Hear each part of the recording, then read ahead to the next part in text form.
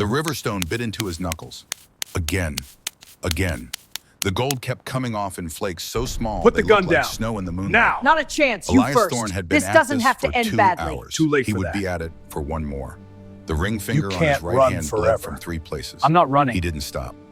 Pain was proof My you were friends, still we fighting. cannot His ignore this father any taught him longer. that. The time Vincent for action Thorne is taught his now. son many We things, must stand most together. of them wrong.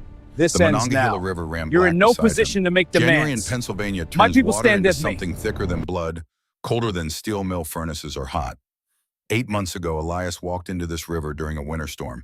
The current pulled him under, spun him like a drill bit, slammed him against rocks he couldn't see.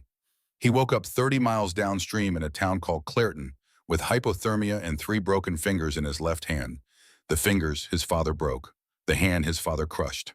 The night Elias said no. He filed the ring against the stone.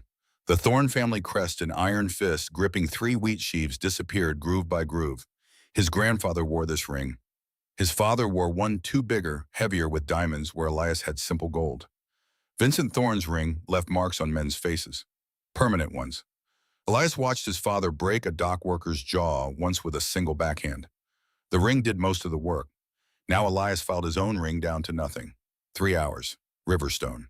Knuckles bleeding, the smell of his own blood mixing with the muddy earth scent of the Monongahela. Winter air so cold it burned his lungs. The distant orange glow of Pittsburgh's steel mills on the horizon, his father's empire, lighting the sky like a false dawn. No sound. They taught him not to make sounds. 8 months earlier, December 1953, the Thorne estate in Shadyside. The big house overlooking Pittsburgh's steel mills, where smoke from the furnaces turned the winter sky orange at night, where the air tasted like metal and money. Beautiful and poisonous at once. Everything in his father's world worked that way.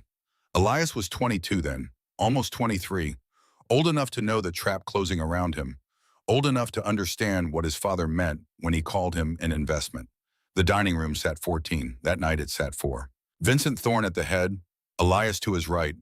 2 men Elias had never met across the table. One was Salvatore Moretti. The other was Salvatore's son Marco. Both wore black suits expensive enough to buy a car. Both had the same eyes, flat and calculating. Shark eyes. Vincent poured whiskey. $100 bottles, the kind you drink to celebrate deals. The crystal glasses caught the chandelier light, throwing rainbows across white linen tablecloths. My son, Vincent said, not to Elias. To the Morettis. 23 in 2 weeks. Educated? Loyal? Good investment. Elias stared at his plate. Veal. He hadn't touched it. The smell of it, rich, buttery, turned his stomach. The arrangement benefits both families, Salvatore said. His voice sounded like gravel in a disposal rough from decades of cigars and shouting orders. Your territory, our connections to New York. The marriage seals it. Marriage. Elias looked up then. What marriage? Vincent's hand came down on the table. Not hard, controlled. The glasses jumped. The silverware rattled. Elias didn't. The marriage to Lucia Moretti, Vincent said, each word precise. Cut glass. Salvatore's daughter. The ceremony is June 14th. 6 months away. Elias looked at Marco Moretti. The son, Lucia's brother. Marco smiled. It didn't reach his eyes. Nothing reached those eyes. Lucia is a good girl, Marco said, obedient. She knows her place. Her place. Elias understood what that meant. He'd heard stories about the Moretti women. 3 of Marco's previous wives, one died in childbirth at 19, one disappeared after 2 years. One jumped from a bridge in Philadelphia. The papers called it suicide. The streets called it something else. I didn't agree to this, Elias said. The room went cold, not temperature, atmosphere, the kind of cold that comes before violence. The chandelier's light seemed to dim. The air grew thick. Vincent set down his whiskey glass, slow, careful. The crystal made a sharp click against mahogany. When he spoke, his voice stayed level. That was worse than yelling. You don't agree or disagree. You're a Thorne. You do what the family requires. This marriage is required. No. 1 word, 2 letters. It might as well have been a gunshot. Marco's smile disappeared. Salvatore's jaw tightened. Vincent's eyes went dead calm. Vincent stood, 6 feet tall, shoulders like a furnace door. At 55, he could still break a man in half. He'd done it twice that Elias knew about. Both men disappeared after. One they found in the Allegheny River 3 months later. The other they never found at all. Excuse us, Vincent said to the Morettis. Not a request. They left. Marco's smile stayed behind like a stain. The door closed with a soft click that echoed louder than a slam. When the door closed, Vincent grabbed Elias by the shirt, lifted him from the chair. Elias was 170 pounds. His father made him feel like a child. "You don't embarrass me in front of associates," Vincent said. His breath smelled like expensive whiskey and cigars. "You don't refuse family business. You're not a person, Elias. You're an asset. Assets don't have opinions." He threw Elias against the wall. The china cabinet rattled. A plate fell, shattered. Pieces of porcelain skittered across the floor like teeth. Elias pushed himself up. "I won't marry her." Vincent's fist came faster than thought. It caught Elias in the ribs. Something cracked, a sound like dry wood snapping. Elias went down, tried to breathe, couldn't. His father's ring, that heavy gold ring with the thorn crest, had broken something inside. "You'll marry her," Vincent said, standing over him. No emotion in his voice, just fact, like stating the weather. "You'll smile. You'll say the vows. You'll do what you're told. Because if you don't, I'll make sure you understand what disobedience costs." Elias tried to stand. Vincent's shoe caught his hand, the left one, pinned it to the hardwood floor. Elias felt the wood grain pressing into his palms, smelled the lemon polish they used to keep the floors gleaming. "Do you understand me?" "Yes." Wrong answer. Vincent's heel came down. Once. Twice. 3 times. Elias heard the bones break, small sounds like dry twigs. His vision went white. The pain was ice and fire simultaneously. He didn't scream. They taught him not to scream. "Do you understand me?" "Yes, sir." Vincent lifted his foot, straightened his jacket. The thorn ring had blood on it, Elias's blood. He wiped it clean with a handkerchief. White silk. It came away red. "Good boy. Now go upstairs. Ice that hand. We'll have the doctor look at it tomorrow. Can't have you damaged for the engagement photos." Elias lay on the floor for 20 minutes after his father left. His hands swelled to twice its size. 3 fingers broken. The pinky ring finger in middle. The doctor came the next day. Set them wrong on purpose. Vincent's orders. So Elias would remember.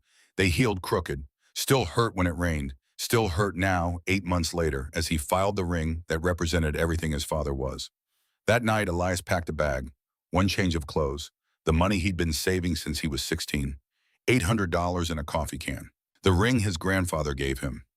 He took it not because he wanted it, but because leaving it would tell his father he was running. He walked out at 2 in the morning. December 21st, winter solstice, longest night of the year. The temperature was 12 degrees.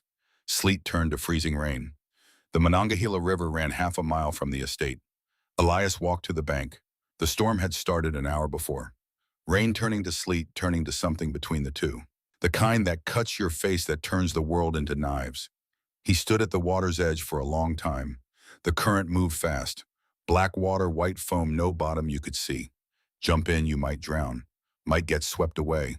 Might freeze before you got wherever the river took you. Behind him, his father's house. The marriage. The Morettis. A life of being an asset. Ahead, black water and hypothermia and maybe death. Elias stepped in. The cold hit like a fist. Took his breath. Took his thoughts. The current grabbed him before he could reconsider. Pulled him under. Spun him. Slammed him against rocks he couldn't see. Water filled his mouth, his nose, his lungs. The world went dark and spinning and cold beyond cold. He didn't fight it. Let the river take him. Better to die free than live owned. He woke up in daylight. A fisherman pulled him out near Clairton, 30 miles downstream. Body temperature 89 degrees. The hospital kept him 2 days. Asked his name. He told them Ellis Stone. Asked where he was from. He said nowhere specific. They believed him, or didn't care. Small town hospital in a mill town. They saw men running from something every week. When Elias walked out of that hospital, he had a new name, no money, and 3 broken fingers, healing wrong. He also had something Vincent Thorne couldn't buy and Marco Moretti couldn't take. He had the choice of what to do next. The ring finished filing at midnight. 3 hours exactly. Elias held it up to the moon. Smooth gold band, no crest, no marking, nothing to connect him to the Thorne family of Pittsburgh. Just metal, just weight. He threw it in the Monongahela. Same river that saved him. Same river that drowned the old Elias and birthed Ellis Stone. The water swallowed it without a sound. No splash, no ripple, just gone, like he needed to be. Clairton, Pennsylvania. Population 412. One main street, one general store. One church. One steel mill that employed half the town and filled the air with the smell of molten iron and coal smoke. One tavern, called the Ember. The Ember sat at the end of Mill Street. 2 stories, brick foundation from 1887. Wood frame added in 1920. The sign out front showed a dying fire, just coals barely red hanging on. The hinges squeaked when the door opened. The floorboards creaked under heavy feet. The place smelled like old beer and wood smoke, and the sweat of men who worked the mill. Dutch Kowalski owned it, 60 years old, Polish immigrant, came over in 1919 after the war, lost his first wife to the Spanish flu, lost his son to the Second World War, Normandy 1944, age 19. Kept the Ember running because what else was there to do? Elias walked in 6 months ago looking for work. Dutch looked at him for 30 seconds. 3 questions total. You drink? No, sir. You cook? Yes, sir. You cause trouble? No, sir. You're hired. $10 a week plus room. Upstairs, second door on the right. Don't make me regret this. Elias didn't. He worked the kitchen. Dishwasher at first, then cook when the last one quit, then bartender when Dutch's back got bad. $10 became 15, 15 became 20. Room upstairs stayed free. The people of Clairton didn't ask questions. They'd all run from something. The mill workers ran from poverty. The farmers ran from failed crops in other states. The drifters ran from the law, or women, or debts. The war veterans ran from memories that woke them screaming at 3 in the morning. Nobody cared who Ellis Stone was before, only cared who he was now.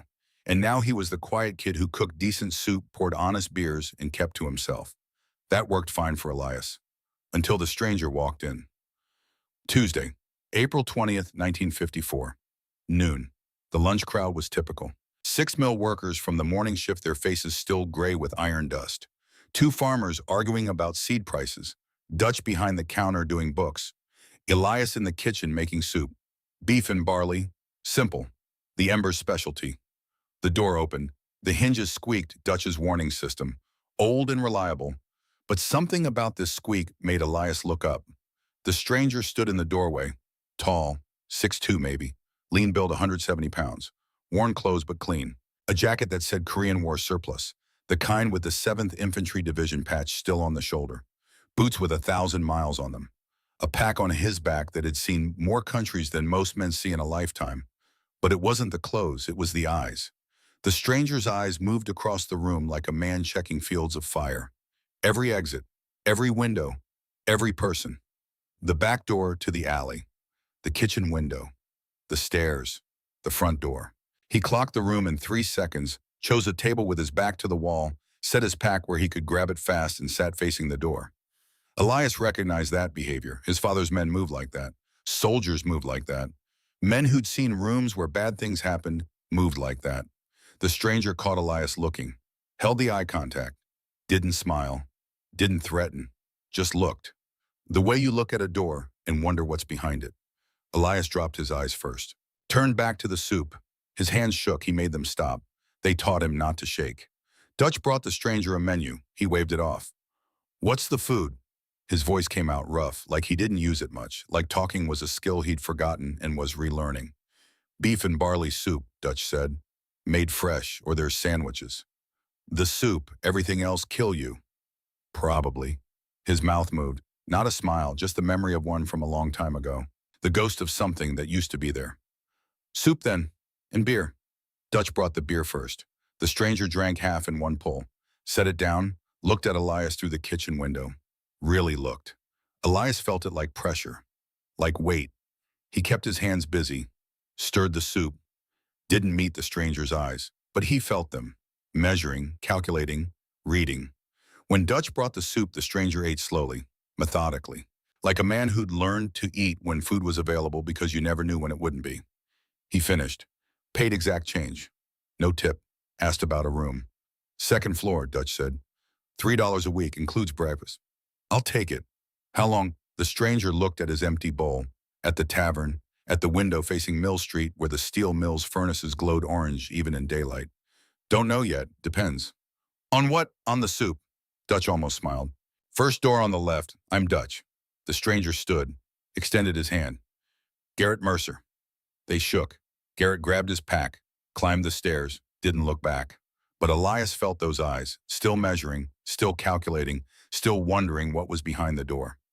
That night, Elias checked the locks, all of them, 3 times each: front door, back door, kitchen window, his room upstairs.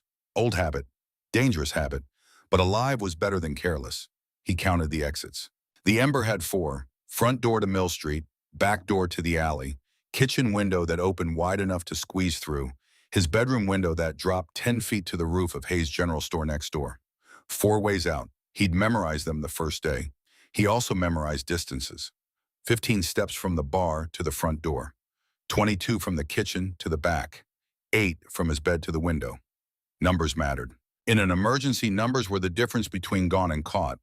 His father taught him that too: how to read a room, how to count exits, how to never sit with your back to a door. Vincent Thorne's lessons stuck whether Elias wanted them or not. He lay in bed, listened.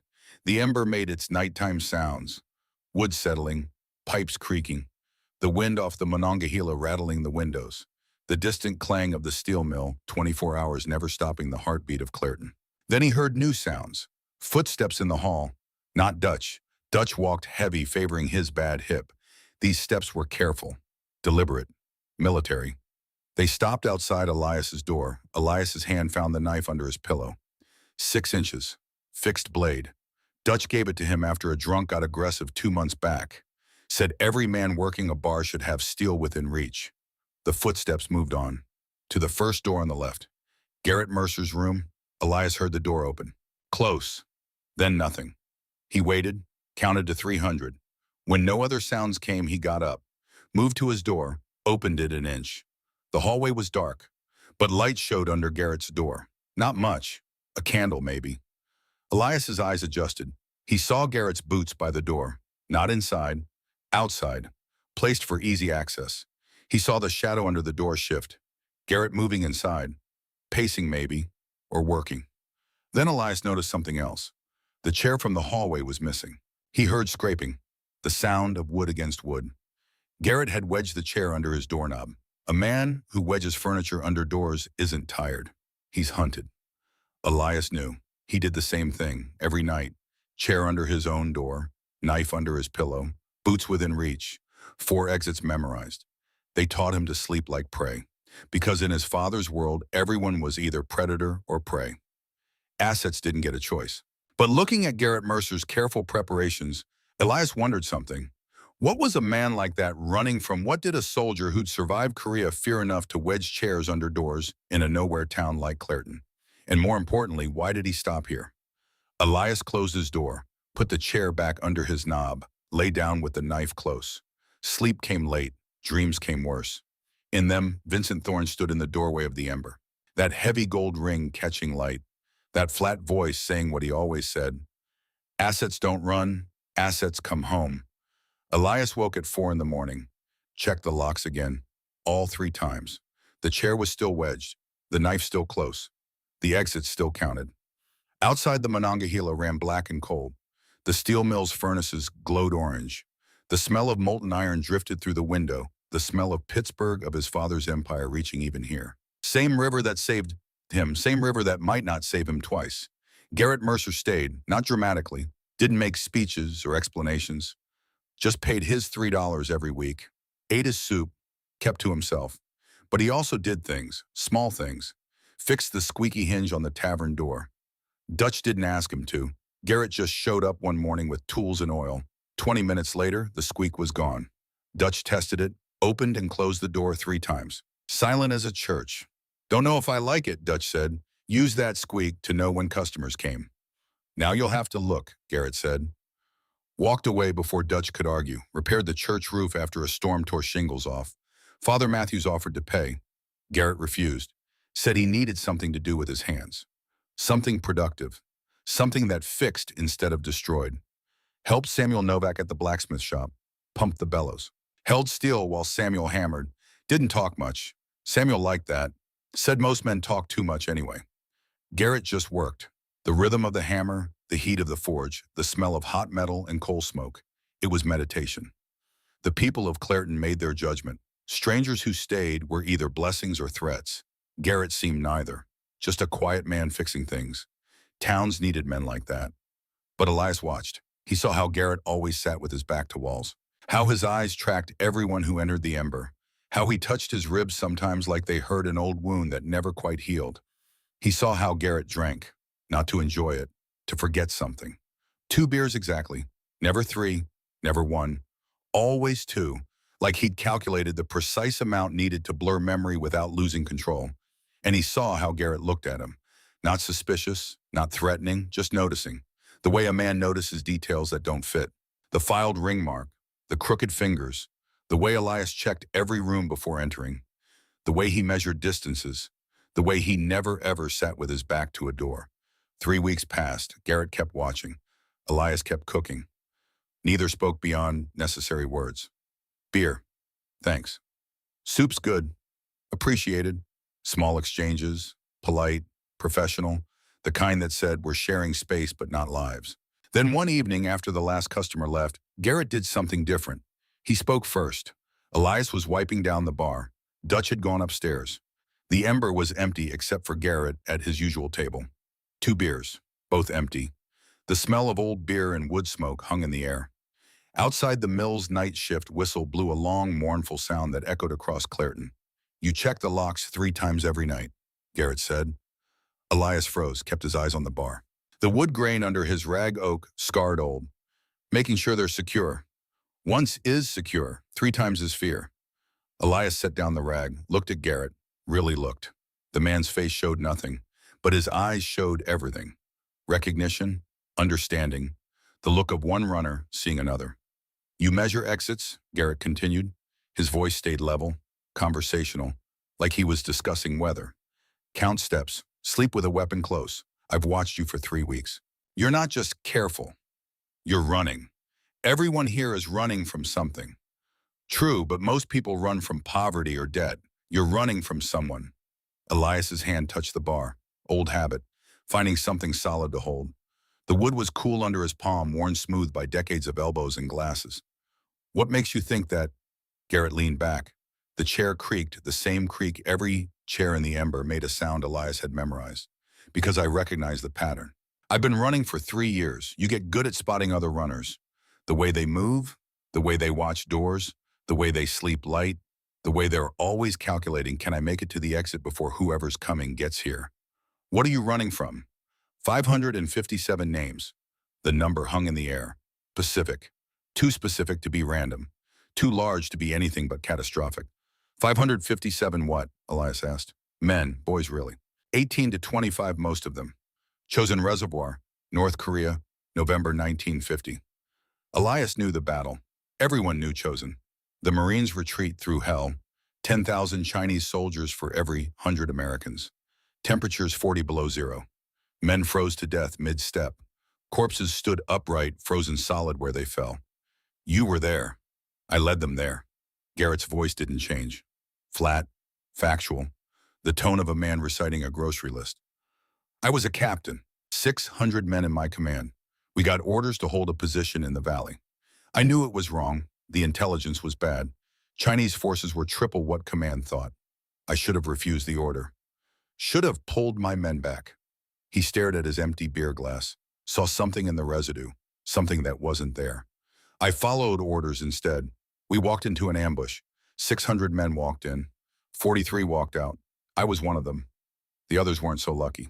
That's not your fault. You followed orders. I followed stupid orders. I knew better, and I did it anyway. So yeah, it's my fault. 557 families got telegrams because I didn't have the spine to tell a general he was wrong. Garrett looked up then, straight at Elias. His eyes were gray, the color of gunmetal, of winter skies, of things that had been tested and broken, and somehow still worked. I count them every night, all 557, their names, their ages, their hometowns, where they were from, who they left behind. I don't let myself forget. That's what I'm running from. And that's how I know you're running too, because you have the same look I see in the mirror. Elias should have ended the conversation.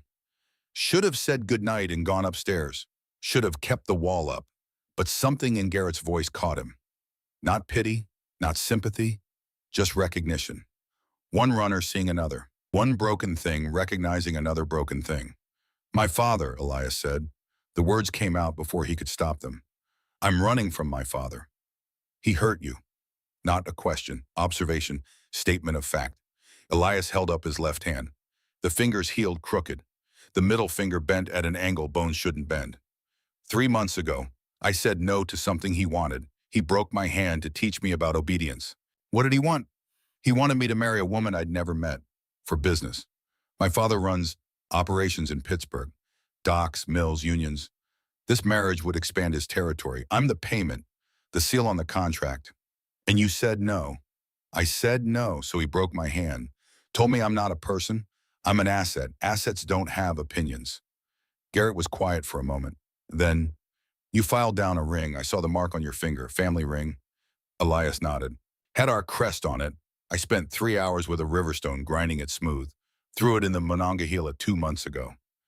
That's why you're not just running, you're erasing. Trying to. How much is he offering? The question caught Elias off guard. What? Your father. Men like that always put a price on things.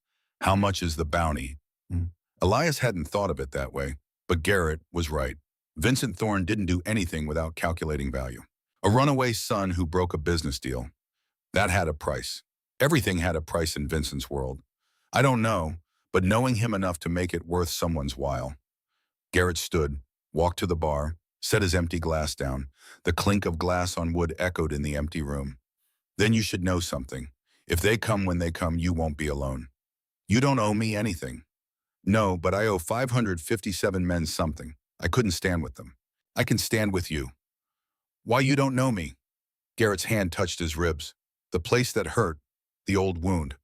Because 3 years ago, a field medic named Marin was treating wounded after Chosin. Enemy soldiers found her in a field hospital we'd set up in a burned-out building. She needed help. 30 seconds of help.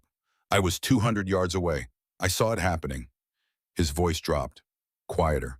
Like he was telling you the secret. Like he'd never said this out loud before. I didn't move. I was too busy counting casualties. Figuring out how to report the disaster. How to explain to command that I'd lost 557 men.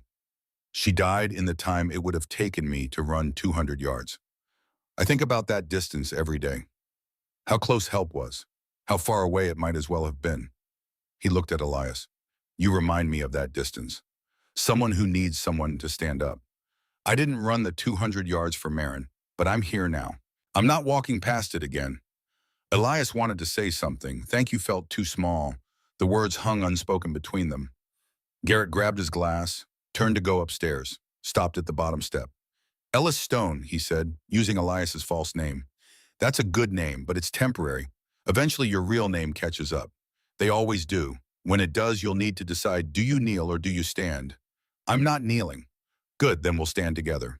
He went upstairs. The floor creaked, 8th step from the bottom always. His door opened, closed. The chair scraped as he wedged it under the knob. Elias stood at the bar for a long time. Outside Mill Street was dark. The steel mill's furnaces glowed orange on the horizon like watching eyes. The Monongahela ran black beneath the moon. The smell of the river drifted through the window mud and cold water and industrial runoff. Same river that saved him, same river that brought him here. Same river that might have brought Garrett Mercer to Clairton for a reason. Elias checked the locks. 3 times. Put the chair under his door, knife under his pillow, boots within reach. But for the first time in 8 months, he didn't count the exits. He didn't need to. Because for the first time since leaving Pittsburgh, Elias Thorne wasn't alone. Someone knew, someone understood, someone would stand. And that changed everything. The black Cadillacs came on a Tuesday. 3 of them. 1948 models. Chrome bright even under gray Pennsylvania skies. They rolled down Mill Street at 30 miles an hour. Not fast, not slow. The speed of men who owned the road and knew it. Elias saw them from the kitchen window. The knife he'd been using to cut vegetables clattered to the floor. His hands shook. He made them stop. But they wouldn't, because he recognized those cars. His father's fleet. Vincent Thorne owned 20 identical Cadillacs, black, chrome, expensive. Intimidating. He rotated which ones his men drove so witnesses could never be sure which car they'd seen. Smart. Professional. Terrifying. The vehicles stopped in front of the Ember. Engines idled, perfectly tuned, the sound of money. Doors open. 20 men stepped out. They wore suits, dark gray or black, fedoras, polished shoes that clicked on asphalt. Every one of them moved like Garrett Mercer, scanning surroundings, checking angles, hands near pockets where guns lived. Elias recognized some faces. Tommy Vickers, Anthony D'Angelo, both enforcers from his father's crew. The others were new, or maybe not new, maybe just faces he'd tried to forget. But one face he couldn't forget stood at the center of the group. Carlo Rizzo, 6 feet 8 inches, 280 pounds, 38 years old, hands like sledgehammers.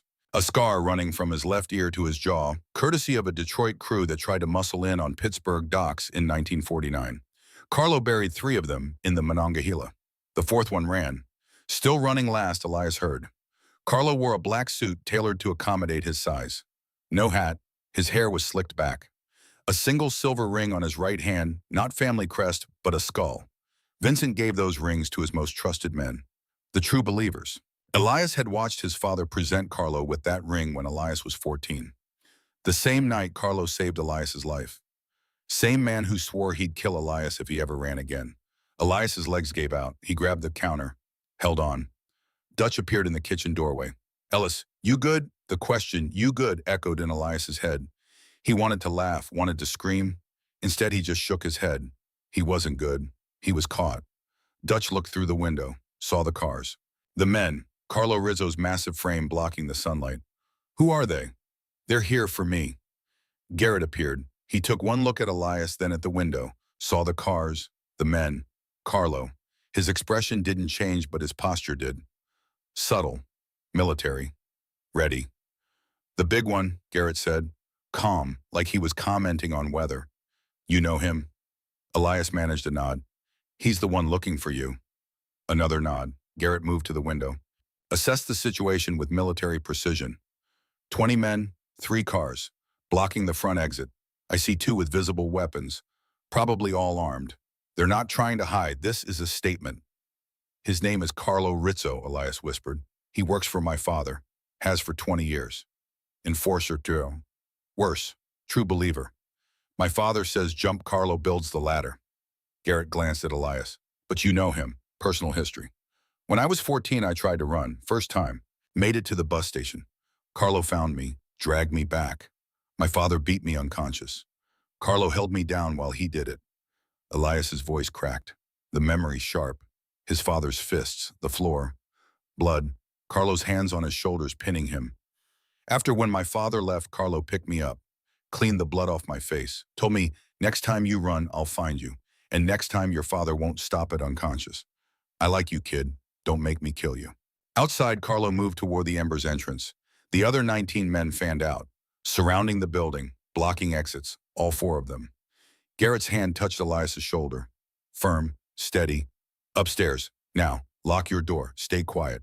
They'll search. Not if I convince them you're not worth the trouble. Go." Elias wanted to argue, but his body was already moving. Muscle memory, the same terror that made him jump in the Monongahela now made him run for the stairs. He reached his room, locked the door, wedged the chair, sat on the bed with the knife in his hand and started counting his heartbeats. 1, 2, 3. The rhythm trying to steady, trying to slow, failing. Below the Ember's door opened. Carlo Rizzo had come to take him home, and this time Elias had nowhere left to run. Carlo Rizzo didn't enter the Ember like other men. He entered like weather, inevitable, unstoppable, changing the air before his body crossed the threshold. The tavern went silent. Conversations died mid-sentence. Forks stopped halfway to mouths. Even Dutch's pencil froze on his ledger. The smell of beer and soup and wood smoke seemed to fade, replaced by something electric. Fear. Recognition. Danger. 20 patrons watched Carlo duck through the doorway. The frame was 6'6". Carlo was 6'8". His shoulders scraped both sides. When he straightened, the floorboards groaned under 280 pounds. He didn't look around. Didn't need to. Men like Carlo owned every room they entered. They knew it. Everyone else knew it. Looking around implied uncertainty. Carlo Rizzo had no uncertainties. He walked straight to Garrett Mercer's table. His footsteps measured heavy, echoed like drum beats. Garrett sat with his back to the wall, 2 empty beer glasses. A plate scraped clean. He didn't stand, didn't move. Just watched Carlo approach with the flat calm of a man who'd faced worse things than mobsters in Korean mountains. Carlo stopped 3 feet from the table, close enough to intimidate, far enough to avoid immediate violence. Professional distance. "You're new," Carlos said, voice like gravel in a cement mixer. Deep, rough, the sound of Pittsburgh steel mills and broken bones. "What's your name?" "Garrett Mercer." "You've been here long." "Garrett Mercer." "Month and change." "You like it here." "Soup's good." Carlos' mouth moved. Not a smile, something colder. "Soup. Yeah, soup's important. You know who makes the soup?" "Garrett Mercer." "The kid in the kitchen." "That kid have a name." "Ellis." "Ellis what?" "Stone. Ellis Stone." Carlo nodded slow, like a teacher whose student almost got the answer right. "See, that's funny, because I'm looking for someone.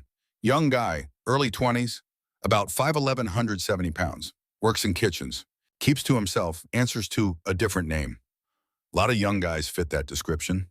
True, but this one's got 3 crooked fingers on his left hand, healed wrong, and a mark on his right ring finger where he filed down a family ring. Real thorough job, must have taken hours, but you can still see it if you look close. Garrett's expression didn't change. "Can't help you." "No? Because I think you can. I think the kid making soup in that kitchen is exactly who I'm looking for. I think you know it, and I think you're deciding right now whether lying to me is worth what comes next. I think you should leave." Carlo laughed, actually laughed, a sound like rocks tumbling down a mine shaft. "Leave. This stranger been here a month, telling me to leave. You got stones, Garrett Mercer. I respect that, but respect don't change facts." He leaned down, hands on the table. The skull ring gleamed dull silver, the scar on his face, that Detroit scar, pulled tight when he spoke. "The kid upstairs is Elias Thorne, son of Vincent Thorne, Pittsburgh. The family wants him back. There's $50,000 on his head. Alive. I'm the man who collects. Now you can make this easy, or you can make it hard. Easy means you walk outside, have a smoke, come back in 20 minutes, and the kid's gone. 50,000 gets split 20 ways, you get none of it, but you keep breathing. Hard means you stay, you fight, you lose, and you still keep none of the 50,000 because you're dead." Garrett picked up his empty beer glass, turned it slowly. The light caught the residue, amber, thin ghost of what was there. "Let me tell you a story. November 1950, Chosin Reservoir. I had 600 men, good men, young, believed in me. I led them into a valley because a general told me to. Intelligence said light resistance. I knew better. Went anyway." He set the glass down. The soft clink echoed. 600 walked in, 43 walked out. I count the dead every night. 557 names, ages, hometowns. I don't let myself forget what happens when you follow bad orders." Carlo straightened. "Hell of a story. What's it got to do with my business?" "Your business is following Vincent Thorne's orders, taking his son back. Doesn't matter if the son wants to go. Doesn't matter if it's right. Just matters that the boss said so. That sound familiar to you?" "Sounds like you're stalling. Sounds like I'm telling you I'm done following bad orders. The kid doesn't want to go. That makes your order bad, and I'm not moving." Carlo's hand went inside his jacket, came out with a Colt 45, set it on the table. Casual, like a man setting down car keys. The gun gleamed, cleaned, oiled, ready. "This changes your thinking." "No. You willing to die for some kid you met a month ago? Already died for 600. I trained for 6 months. One more doesn't seem like much." The tavern stayed frozen. 20 people barely breathing. The grandfather clock in the corner ticked. Outside, a car passed. Normal sounds in an abnormal moment. Carlo looked at Garrett for a long time, measuring, calculating, the way Vincent Thorne had taught him to measure everything. Value, risk, cost. Finally, he picked up the Colt, put it back inside his jacket. "You got heart, stupid heart, but heart. Tell you what, I'm a patient man. Vincent wants the kid back, but he wants him whole. No damage. So I'm going to give you a gift. 72 hours, 3 days. You talk sense into Elias Thorne. You convince him to come home, voluntary. He walks out, gets in the car, no problem. Everybody's happy. And if he doesn't, then Vincent himself comes to Clairton with more than 20 men. And when Vincent Thorne comes for family business, people get hurt. You, the kid, Dutch behind that bar, every person in this room. Vincent don't care about collateral. He cares about assets returning home." Carlo leaned close. His breath smelled like cigars and coffee. 3 days, Garrett Mercer. Then this place becomes what Chosen was. Except this time you'll see it coming. This time you'll know it's your fault. Think about those 557 names when you're counting the corpses in this tavern. He turned, walked to the door, stopped, looked up at the ceiling, at the rooms above, at where he knew Elias was hiding. Oh, and Elias, I know you're listening. Upstairs, second door on the right. I checked the building plans before I came. You always were a smart kid, smart enough to know when you're beat. 3 days. Come home. Save these people. It's what your father would want. The door closed behind him. The Cadillac started, drove away slow, the same 30 miles an hour, the speed of men who didn't rush because they didn't have to. The tavern exhaled. 20 people started breathing again. Someone dropped a fork. The clatter was deafening in the silence. Garrett looked at the ceiling. You can come down now. Elias descended the stairs like a man walking to his execution. Each step took effort. His legs shook. The knife was still in his hand. He'd gripped it so hard his palm bled where the handle dug in. The tavern patrons stared. Every single one. They'd heard Carlo, heard the name Elias Thorne, heard the $50,000, heard Vincent Thorne, Pittsburgh, Mafia. The quiet kitchen kid who made soup wasn't who they thought. Elias reached the bottom step, looked at Garrett. You shouldn't have done that. Probably not. He'll kill you. Probably will. I'm not worth dying for. Garrett stood, walked to the bar, poured himself a whiskey, Dutch's good bottle, $100 stuff, Kentucky bourbon that smelled like oak and smoke. He drank it in one swallow. I counted 557 men I let die. I'm not adding you to that count. End of discussion. 3 days, he said, 3 days. Then my father comes. I heard. You don't understand. Carlo is bad. My father is worse. Carlo breaks bones. My father breaks cities. If he comes here with his crew, this town doesn't survive. Dutch came down the stairs. He'd heard everything. Stood next to Garrett. Looked at Elias. This true, your name's Elias Thorne. Yes, sir. Vincent Thorne's your father. Yes, sir. The Vincent Thorne, the one who runs Pittsburgh. Yes, sir. Dutch nodded slow. Poured himself a whiskey. Not the good stuff. The working man's whiskey. The cheap bottle. Drank it. Poured another. You've been working here 6 months. Quiet, polite, good cook, never caused problems. Why didn't you tell me? Because if I told you, you'd have thrown me out. Men like my father destroy everything near them. I didn't want to destroy this place. But you stayed anyway. I had nowhere else to go. Dutch drank the second whiskey, set the glass down. $50,000. That's more money than this town sees in 5 years. People heard that number. Some of them are thinking about it right now. Thinking how 50,000 could change their lives.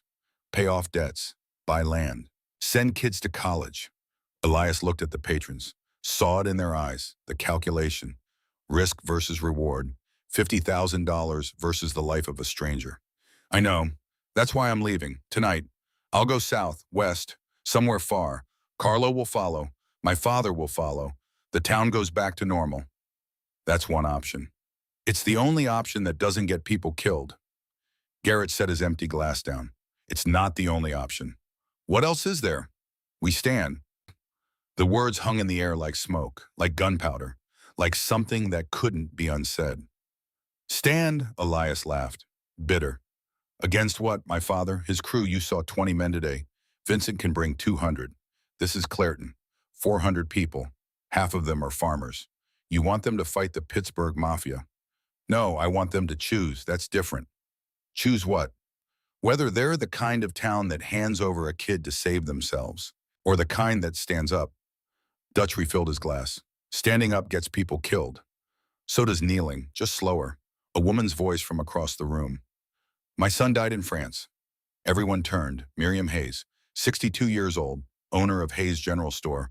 Gray hair pulled back in a tight bun, hands weathered from decades of stocking shelves and counting change. She stood from her table. 1944, Normandy. He was 19. They sent me a letter. Said he died standing up to fascists. Said he could have surrendered, could have run, chose to fight instead. I didn't raise a coward. She looked at Elias. Her eyes were hard, blue, Pennsylvania steel. This Vincent Thorne, he sounds like a fascist to me. Thinks he owns people. Thinks his son's property. Thinks he can roll into our town with threats and take what he wants. My son died standing up to men like that. I'll be damned if I kneel to one now. Miriam, Dutch started. Don't you Miriam me, Dutch Kowalski. We came to this country for freedom. I run my store because it's mine. Nobody tells me what to do with what's mine. This boy worked for you 6 months, honest work. Paid his dues. That makes him ours too. And I'll be damned if some Pittsburgh thug takes what's ours. Silence. Then Samuel Novak stood. The blacksmith, 50 years old, arms like tree trunks from working the forge, hands scarred from hot metal and hammer strikes. I agree with Miriam. We vote. Town meeting. Let everyone decide. Democratic, American, the way it should be. Dutch looked at Elias. You okay with that? Letting the town vote on your future?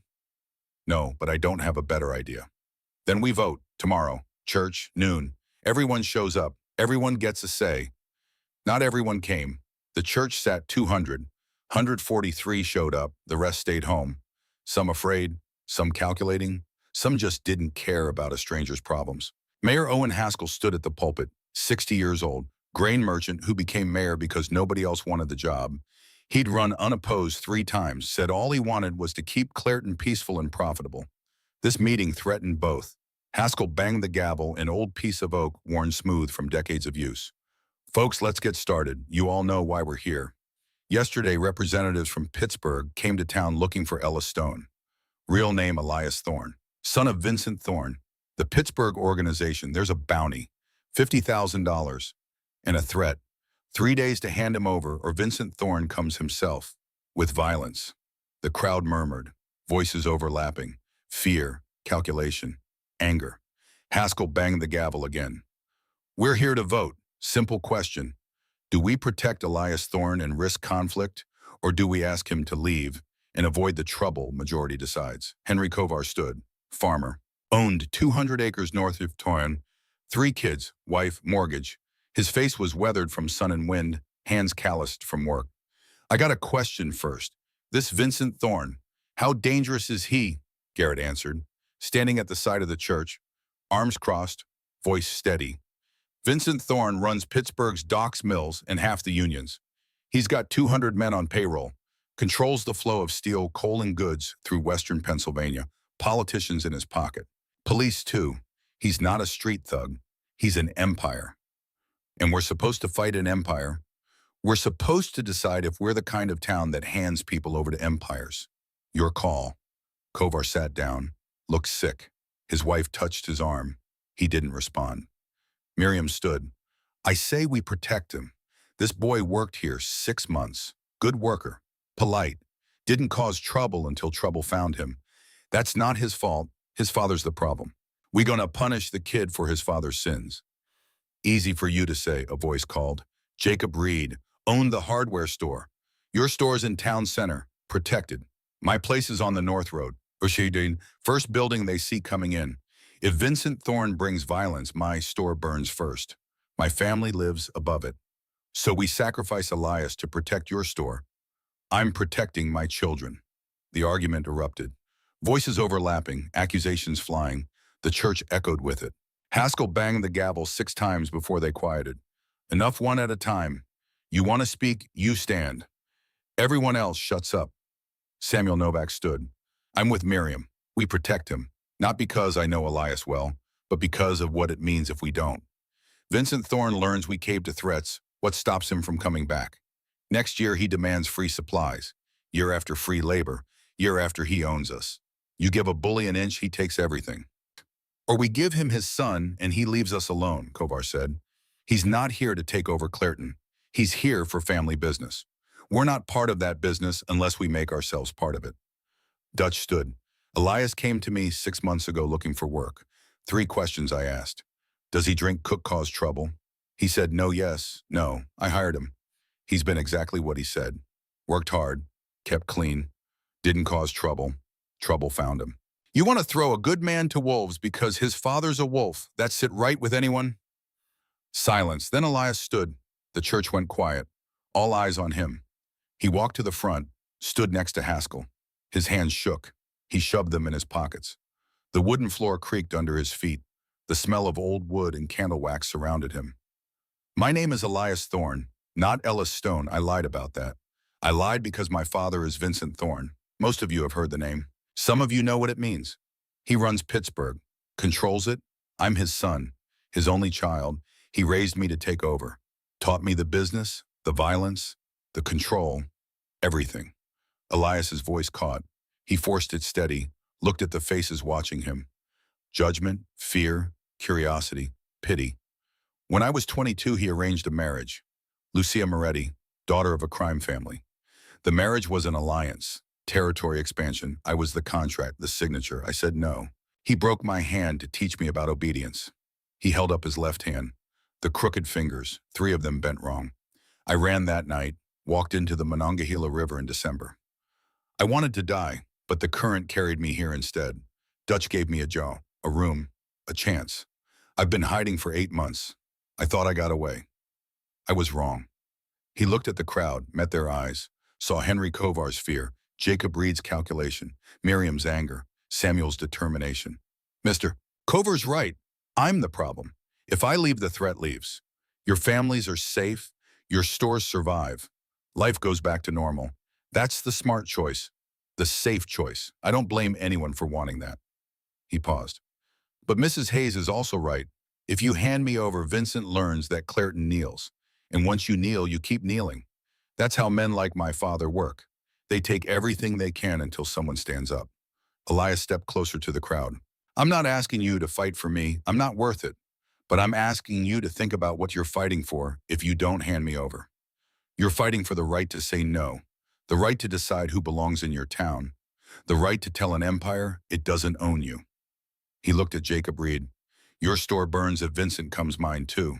I've got more to lose than anyone, but I'm willing to lose it standing up instead of living on my knees.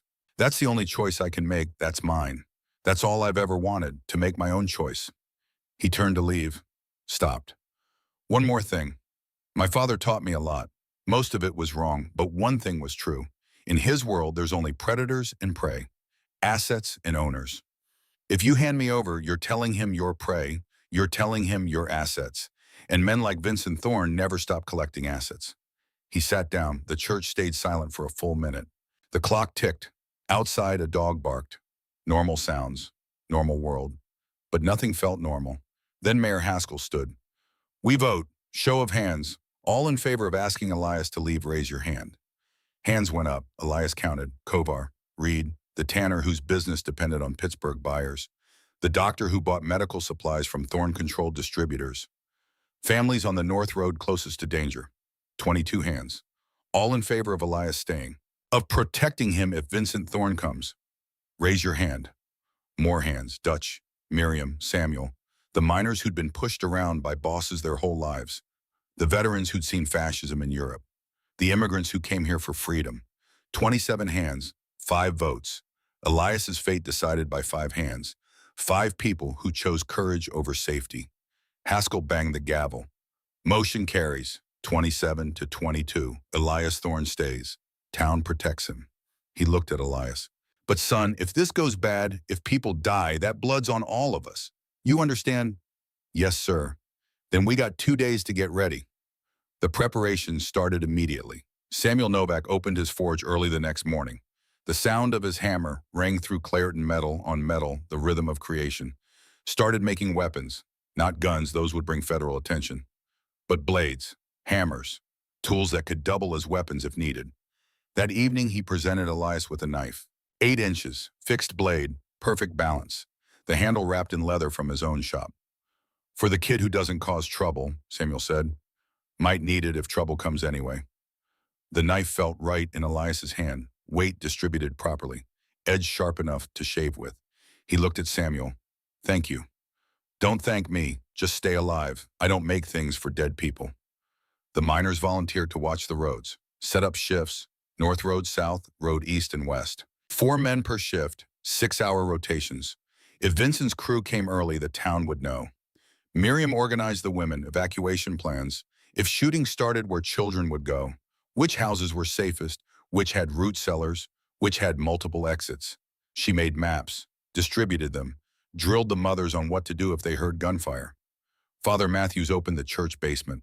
Stone foundation, thick walls, could hold 50 people if necessary. Women and children first if violence came. Garrett drilled the men. Not military training, they didn't have time. Just basics. How to hold a weapon. How to move. How to not shoot yourself or your neighbor. 20 men showed up the first day. Farmers, shopkeepers, a teacher, the librarian, none of them fighters, but all of them willing. Most of you have never been in a fight, Garrett said, standing in front of them in a field outside town. The smell of grass and earth and distant steel mill smoke. That's okay. I'm not trying to make you soldiers. I'm trying to make you dangerous enough that Vincent Thorne thinks twice. That's all we need. Make it expensive, make it costly, make him decide it's not worth it. He showed them how to hold a rifle without dropping it, how to aim without closing both eyes, how to reload without fumbling. Basic, simple, survival. Dutch reinforced the ember, boarded the windows on the ground floor, barred the doors with steel rods Samuel made, set up escape routes. If Vincent's crew came to the tavern first, they wouldn't get in easy. And if they did, there were ways out. And through it all, Henry Kovar sat alone. The farmer who voted no, who wanted Elias gone, who had 3 kids and a mortgage and couldn't afford to be brave. But every evening, Kovar showed up at the ember, didn't speak, just sat in the corner, drank 1 beer, left. On the second night, Garrett sat next to him. You voted against this. I did. Why are you here? Kovar stared at his beer, the foam settling, the amber liquid catching light. Because I'm a coward, and I'm tired of it. Wanting to protect your family isn't cowardice. Maybe not, but letting fear make all my choices is. I voted to throw Elias out because I was scared. I'm still scared, but watching everyone else prepare to stand up made me realize something. My kids are watching. They're going to remember this. They're going to remember if their father was the man who hid while his neighbors fought, or if he was the man who stood with them even though he was terrified. He finished his beer. I'm still terrified, but I'll be here when Vincent Thorne comes. I'll stand, and maybe my kids will remember that instead of the coward who voted no. Garrett clasped his shoulder. Being scared and standing anyway, that's not cowardice, that's courage. We'll see. It came at midnight on the second day, one day before Vincent's deadline. Elias was in his room, couldn't sleep, kept checking the window. The street below was dark. The mill's furnaces glowed orange on the horizon. The smell of iron and coal smoke drifted through the window. He heard it first, not footsteps. Breaking glass, the kitchen window, downstairs. The crash was loud in the midnight silence. Elias grabbed Samuel's knife, moved to his door, opened it an inch. Voices, low, 3 of them, moving through the ember. Find him. Boss wants him scared, not dead, just scared enough to run. Carlo's voice, unmistakable. Elias's heart hammered. He moved to the stairs, looked down. 3 men in the common room. Carlo, 2 others, Anthony D'Angelo and Tommy Vickers. All armed, pistols drawn, moving through the ember like they owned it. Garrett's door opened. He emerged dressed alert like he'd been waiting. In his hand, a .45 service pistol, military issue.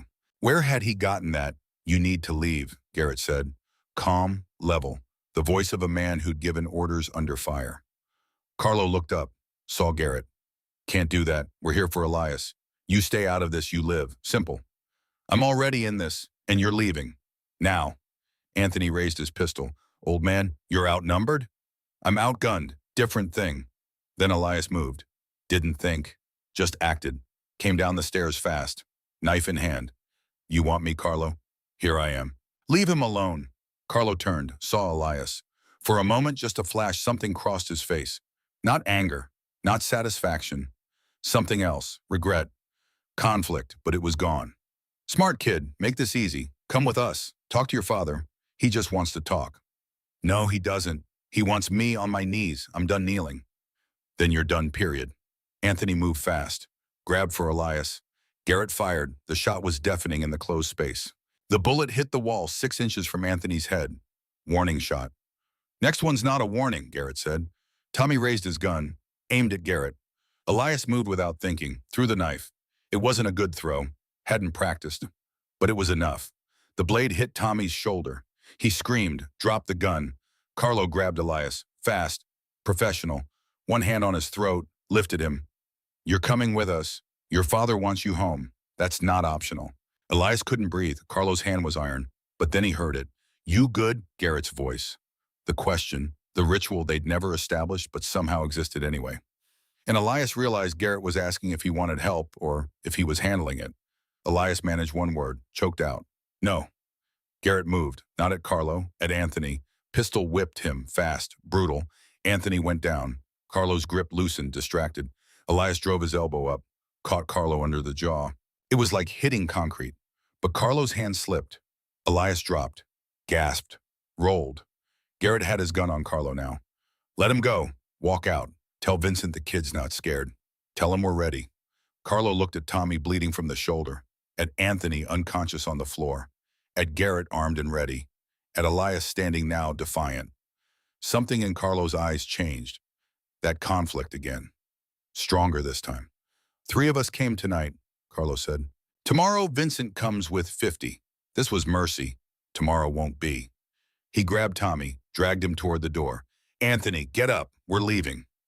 Anthony stirred, stood, wobbled. They left. The door closed. Silence. Then Garrett looked at Elias. You good? And this time Elias understood. The question wasn't just about physical safety.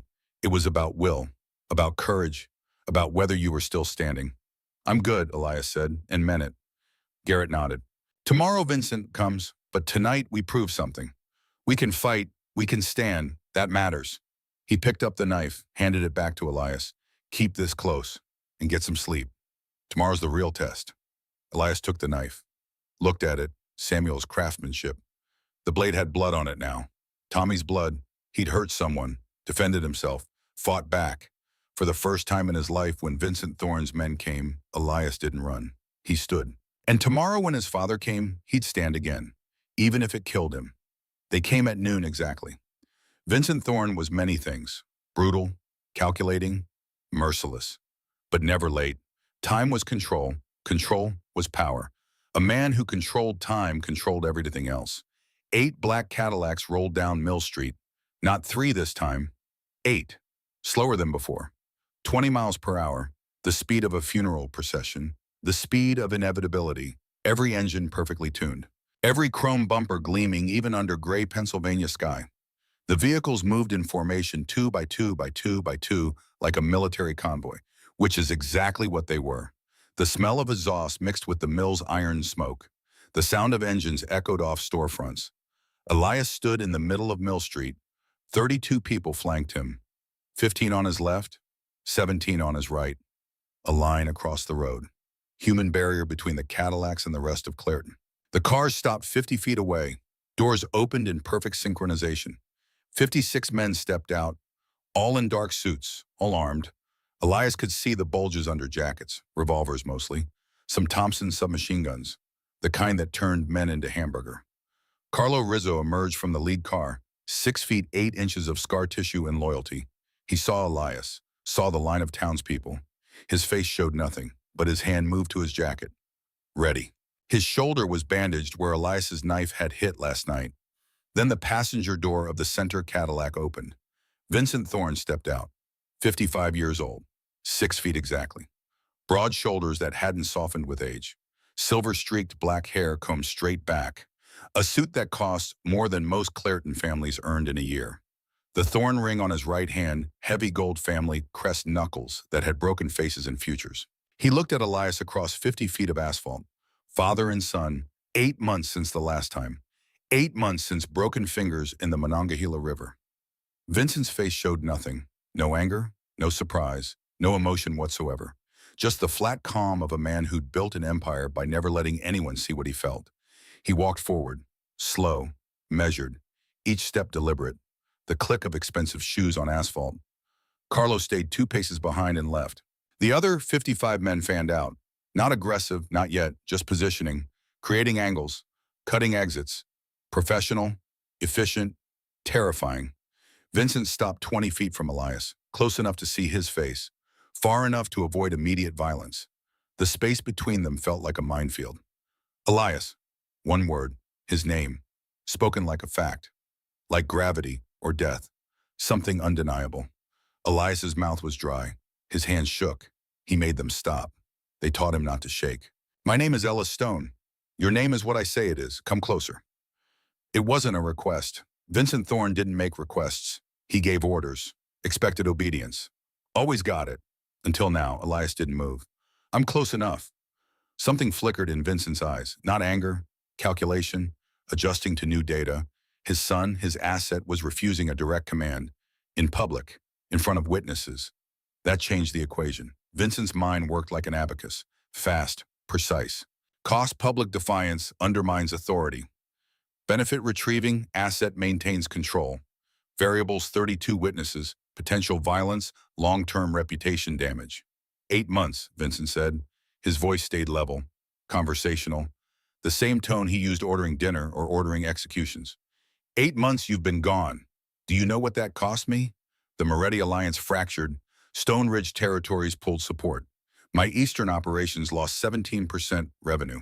17%. Because my son decided to embarrass me. I didn't decide to embarrass you. I decided not to marry Lucia Moretti. Same thing. In my world, your choices are my reputation. Your actions are my business. You don't get to separate them. Vincent looked past Elias, at the 32 people standing in formation. His eyes cataloged each one. Dutch, Miriam, Samuel, Garrett, Henry Kovar, the miners, the farmers, the shopkeepers. These people, Vincent said, they think they're protecting you. They think this is noble, standing up to the bad man from Pittsburgh. Very American, very democratic. But they don't understand what they're standing against. They think I'm just another thug, another bully who will go away if they show spine.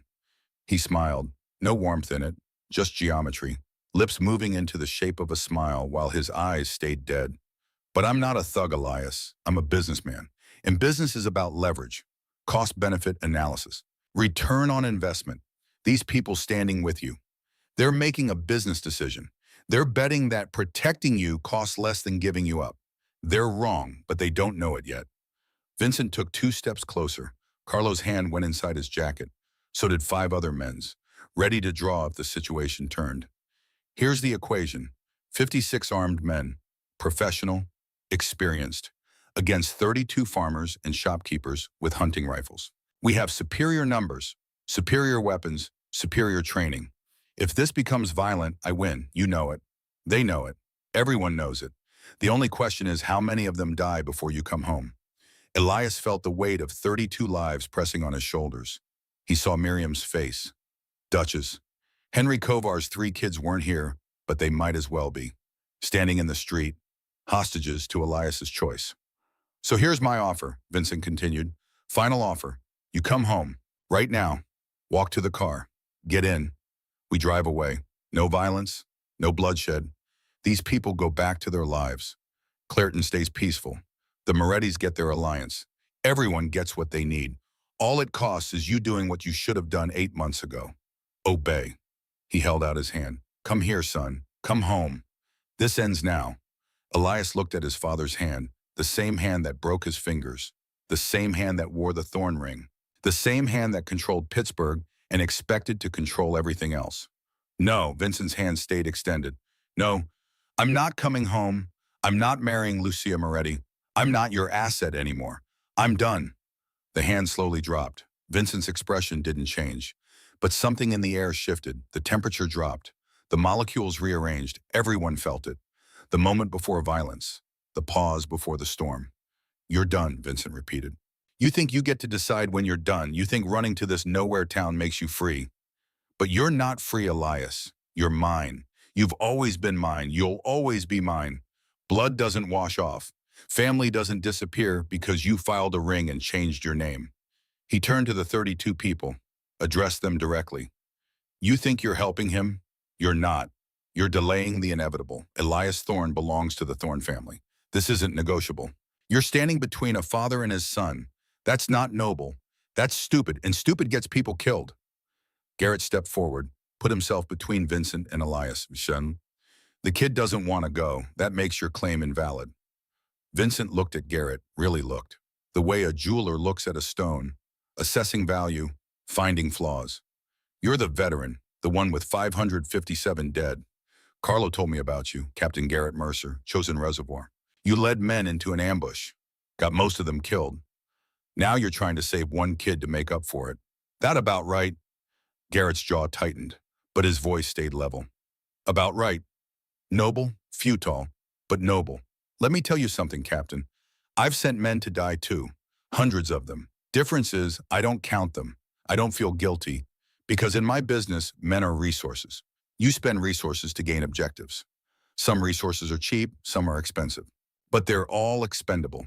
He gestured at the 32 people. These resources, very expensive. Each one has family, friends, jobs, futures. You're asking me to spend them to retrieve one asset? That's bad business. Inefficient. Unless, he paused, let the word hang. Unless the cost of not spending them is higher. And right now, Captain, the cost of my son defying me publicly is very high. It sets a precedent. If Elias can refuse me and live, what stops others from trying? What stops my organization from fracturing? What stops every asset I own from thinking they can run? Vincent's voice dropped. Quiet, more dangerous than shouting. So the equation changes. I'm willing to spend these 32 lives not to retrieve Elias, but to send a message. That defiance costs, that running costs, that refusing Vincent Thorne costs everything. Carlo moved forward. So did the other 55 men. A wave of dark suits in deadly intent. The 32 townspeople raised their weapons. Hammers, guns, 3 hunting rifles against Thompson's submachine guns. It wasn't a fight, it was a slaughter waiting to happen. Vincent raised his hand, his men stopped. But I'm not an unreasonable man. I'll give you one more chance. One final offer. Because I'm generous. Because I remember these people voted to protect you. Democracy in action. Beautiful. Doomed. But beautiful. He looked directly at Elias. On your knees. The command cut through the air like a blade. On your knees, boy. Right here. Right now, in front of everyone. You kneel. You apologize for embarrassing the family. You come home. We forget this happened. These people survive, or you stand. You refuse. And I make an example of this entire town. Every man, every woman, every child. I erase Clareton from the map. Not because I hate these people, but because defiance cannot stand. Not even once. Not even here. Elias felt his knees wanting to buckle. Not from choice, from conditioning. 23 years of programming. The Pavlovian response to his father's command voice. His body remembered kneeling, remembered the shape of submission, the safety of obedience. His knees started to bend. Then Miriam's voice cut through. Don't you dare. Elias looked at her, 62 years old, standing with a hunting rifle that probably weighed half what she did. Hands shaking but eyes hard as Pittsburgh steel. My son died so men like you couldn't tell people to kneel. He died in France, 19 years old. Stepped on a mine, holding a position against Nazis. You know what his last words were? They sent them in a letter. He said, I'd rather die on my feet than live on my knees. That was my boy. 19 years old, and he understood something you never will. She spat, surely spat, at Vincent Thorne's feet. You want this boy to kneel. You want this town to kneel. Come make us. But we don't kneel to fascists. Not in Europe, not in Clareton, not ever. Vincent's expression didn't change, but his eyes moved to Carlo, a silent command. Carlo drew his Colt, aimed it at Miriam. Last chance, Elias. Kneel or she dies first. Elias's vision narrowed. The world reduced to 2 things. His father's face, Carlo's gun. Then Garrett moved, stepped in front of Miriam. You'll have to go through me first. Not a problem, Carlo said, but his voice wavered just slightly. Samuel Novak moved, stood next to Garrett. Through me too. Dutch joined, then the miners, then the farmers, then Henry Kovar. One by one, all 32 people moved forward, put themselves between the guns and Elias. A human wall, flesh and bone against steel and bullets. They were going to die. All of them, for him, because he wouldn't kneel. Elias looked at their faces, saw the fear, saw the determination, saw people who'd made a choice and were living with it, dying with it. He stepped through them, walked past Garrett, past Miriam, past Dutch, stood in front of the line, between the 32 and the 56, alone, facing his father. You want me to kneel, Elias said. His voice shook. He didn't care. You want submission. You want obedience. You've had it before. 23 years of it. I knelt every day of my life until December 21st. I knelt when you broke my hand. Knelt when you sold me to the Morettis. Knelt every time you told me I wasn't a person. Just an asset. Just property. He took a step closer. But then I walked into a river. And the river taught me something. When you stop fighting the current, when you stop trying to control everything, when you just let go, you find out what you're really made of. The river didn't drown me. It carried me here, to these people, to this town, to a place where I could choose. Another step. You taught me everything, Father. How to read a room, count exits, sleep with weapons close, never show weakness, never trust anyone, never believe in anything except power. And you were right about most of it. Power does matter. Control does matter. But you forgot something. He was 10 feet from Vincent now, close enough to see his father's eyes. The flat calculation, the cold assessment. You forgot that power only works if people believe in it. These 32 people, they don't believe in your power. They believe in something else. Choice, community, standing up. And that belief makes them more dangerous than your 56 guns. Because you can kill them, but you can't make them kneel. Not anymore. Not ever again. Elias stopped 5 feet away. So here's my answer. I don't kneel. Not for you, not for the Morettis, not for anyone who thinks people are proper. You want me? Come take me. But I'm standing. And they're standing with me. And if you kill us, you kill 33 people who chose freedom over fear. That's the message you'll send.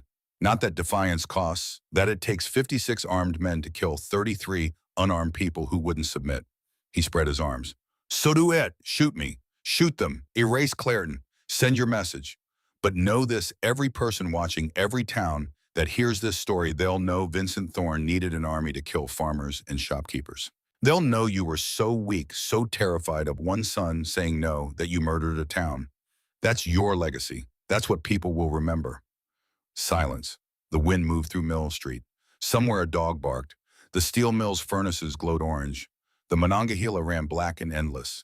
Vincent Thorne looked at his son, at the 32 people behind him, at Carlo, at his 56 men. Finally, he spoke. You think this is over? Yes. You think standing here with these people makes you free? Yes. You're wrong. You'll always be my son, always be a Thorne. The blood doesn't wash off Elias. The name doesn't disappear. Someday you'll understand that. Someday you'll come home. Not because I force you, because you'll realize there's nowhere else to go. I'm already home. Vincent's expression didn't change, but something behind his eyes did. Recognition. His son, his asset was gone. The boy who knelt was dead. Drowned in the Monongahela. What stood before him now was someone else. Someone Vincent didn't own. Vincent turned to Carlo. We're leaving. Carlo's gun was still aimed at Miriam. Boss, I said we're leaving. Get in the car. But now. Carlo lowered the gun, slowly, like a man being told to abandon a mission at the finish line. He looked at Elias. For just a moment, something flickered in his eyes, not anger, something else, something like respect. Then it was gone. The 56 men returned to the Cadillacs, engines started. The convoy began turning around, slow, careful. The same funeral procession speed in reverse. Vincent Thorne got in the center car. But before the door closed, he looked at Elias one last time. This isn't over. It's never over. Blood is blood. You'll understand that eventually. The door closed. The Cadillacs drove away. Down Mill Street, past the church, past Hayes General Store, past the Ember, out of Clairton. Gone. The 32 people stood frozen. Nobody moved. Nobody spoke. Like they were afraid breathing would break the spell, would bring the Cadillacs back. Then Henry Kovar started laughing. Hysterical. Terrified. Relieved. All at once, he dropped his hammer, sat down in the middle of the street, just sat, laughing and crying and shaking. Others joined, not laughing, just collapsing, adrenaline draining, fear releasing. The miners sat, the farmers. Samuel Novak leaned against his truck. Dutch held Miriam. She was crying, 62 years old and shaking like a child. Garrett walked to Elias, put his hand on his shoulder. You good, the question, the ritual, the thing that mattered. I'm good, Elias whispered. I'm good. His legs gave out. Garrett caught him, held him up while Elias sobbed into his shoulder. 23 years of kneeling, 8 months of running, all of it pouring out in gasps and tears. You stood, Garrett said quietly. That's all that matters. You stood. 6 months passed. Clairton returned to normal, mostly. The miners went back to the mill, the farmers to their fields, the shopkeepers to their stores. Life continued the way life does. Relentless, ordinary, beautiful in its mundaneness. But some things changed. The 32 who stood in Mill Street never forgot, couldn't forget. They'd looked at an empire and said no. That changed you, made you realize you were capable of things you didn't know. Bravery, stupidity, standing up. Henry Kovar ran for mayor. Won easily, his campaign slogan, "I vote to stand." Everyone knew what it meant. Miriam organized a town defense committee, not paranoid, just prepared. Taught people to shoot, to organize, to respond if threats came again. She said they wouldn't, but if they did, Clairton would be ready.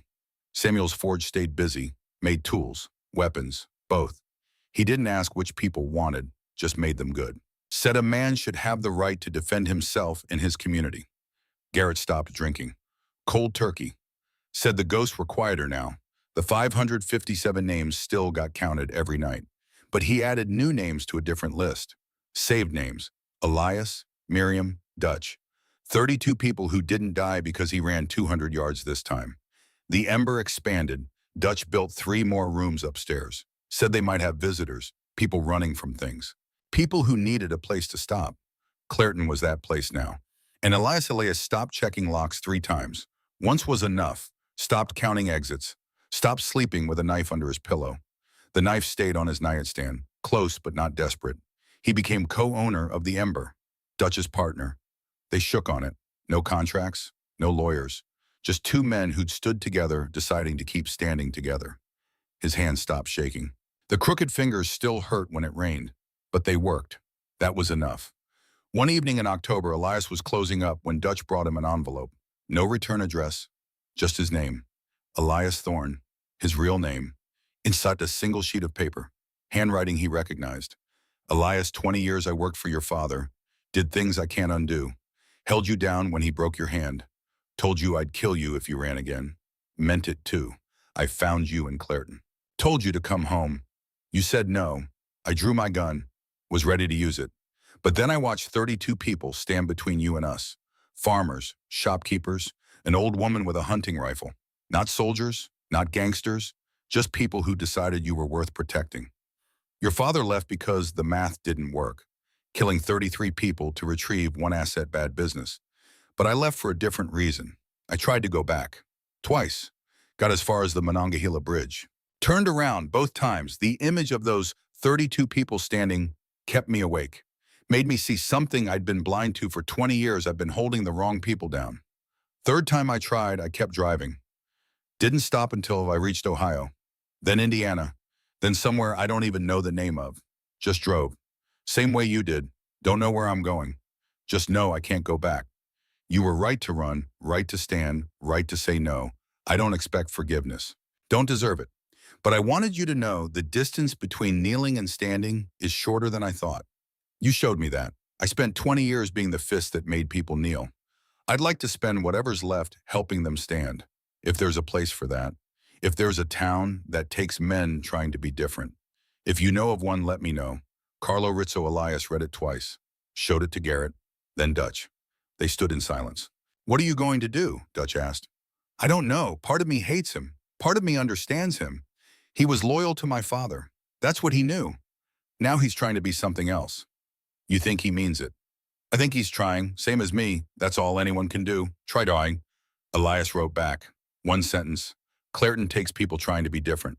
First door on the left. 2 weeks later on a Tuesday, a man walked into the Ember. 6 feet 8 inches.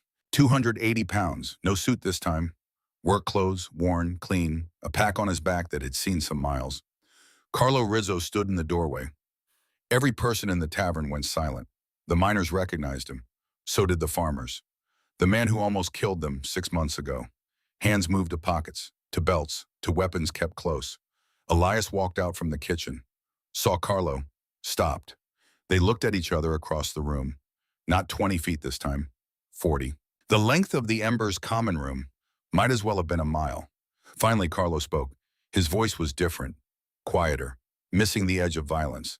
I need work, something that doesn't involve holding people down. Elias should have said no, should have thrown him out, should have let the miners drag him into the street. Instead, he poured a beer, walked it over, set it on the bar. We're hiring, but I've got questions first. Fair. Why here? Why not somewhere else? Because this is where I learned the difference between following orders and making choices. Figured if I'm going to learn to be something different, might as well do it where the lesson started. You expect forgiveness? No, just a chance. Same thing your father never gave you. Same thing you didn't let stop you. Elias was quiet for a long time. The work's hard, kitchen mostly, dishes, cleaning, nothing glamorous. $10 a week, room upstairs. Same deal I got. I'll take it. If you hurt anyone, if you threaten anyone, if Vincent sends you here to spy or sabotage or bring me back, he doesn't. I'm done with him, same as you. Garrett appeared from the back room. He and Carlo locked eyes. Two men who'd drawn guns on each other, who'd been seconds from killing each other. Garrett extended his hand. I count 557 dead because I followed bad orders. You count 20 years serving Vincent Thorne. Both of us got numbers we can't erase. Question is what we do with the time that's left. Carlo looked at the hand, at Garrett, at Elias. Finally, he shook. I spent 20 years making people kneel. I'd like to spend whatever's left helping them stand. Then welcome to Clairton, Garrett said. Town for people trying to be different. 1 year after Vincent Thorne left, the Ember was crowded. Tuesday evening, the usual crowd plus some new faces. Clairton had grown. Not much. 412 became 439. Small numbers. But growth. Most of the new arrivals came for the same reason. Heard about the town that said no. The place where people running could stop running. Word spread quietly through networks of people escaping things. Abusive families. Criminal organizations. Pasts they wanted to leave behind. Clairton became sanctuary. Not officially. No signs or advertisements. Just word of mouth. The town that stood up. The place that protected people who needed protecting. Elias co-owned the Ember now. Dutch semi-retired, came in evenings, told stories, drank coffee instead of whiskey, said he'd earn the rest. Garrett managed the rooms upstairs. 15 now, always full. He screened the newcomers, asked questions, made sure they were running from something not to something. People running from crime didn't get rooms. People running from abuse did. Carlo washed dishes for a year, didn't complain. Didn't ask for more, just worked. Quiet. Efficient. The miners still watched him careful. So did the farmers. Trust came slow, but it came. When you work beside someone for a year, when you see them show up every day, when they prove they're trying, eventually you stop seeing what they were and start seeing what they're becoming. The door opened. Squeaky hinge. Dutch never fixed it. Said the squeak was useful. A young man walked in. 21, 22 maybe. Thin, scared. Eyes that moved too fast. Checking exits. Counting distances. Elias recognized the pattern. He'd moved that way 8 months into running. The young man approached the bar, sat down. His hands shook. He shoved them in his pockets. First time in Clairton, Elias asked. Yeah, I heard this was a place where people could stop running. Heard right? You running from something. Family.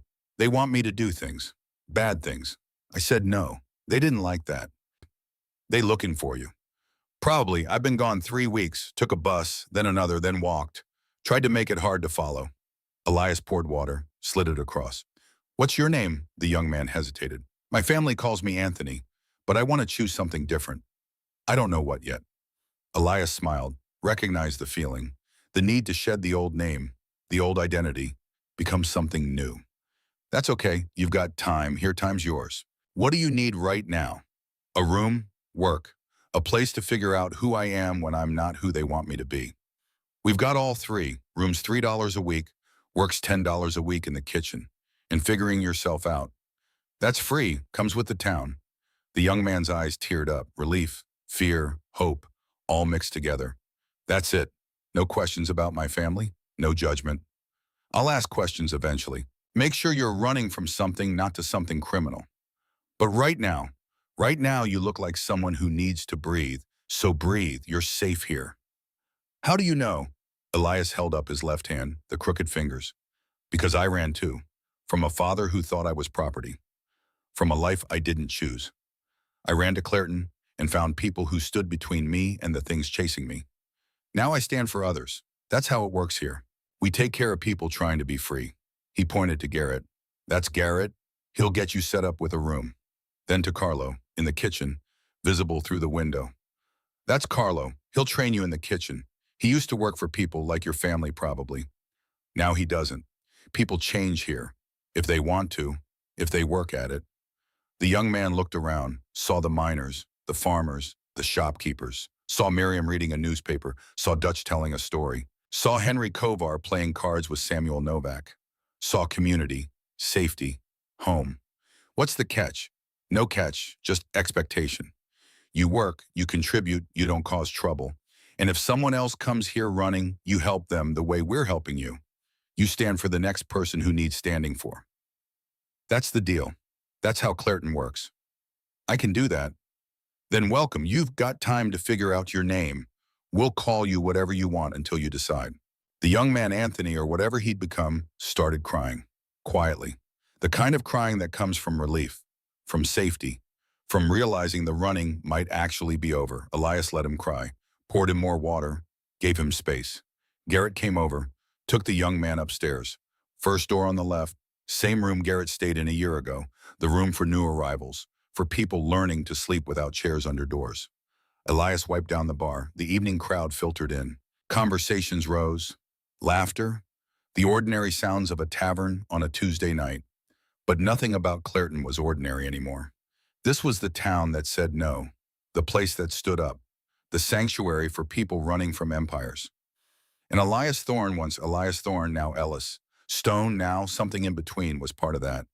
Not just a refugee anymore, but a protector, a defender, a person who'd learned the difference between kneeling and standing, and had chosen to stand.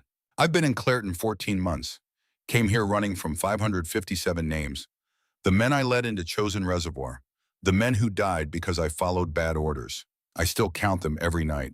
All 557, their names, ages, hometowns, I won't let myself forget. But I count something else now too. People I helped stand Elias Thorne, refused to kneel to his father. 32 people stood with him. Vincent Thorne left. Elias chose freedom. Carlo Rizzo. Vincent's enforcer for 20 years. Watched Elias stand, walked away from the empire. Now washes dishes and doesn't hold people down anymore.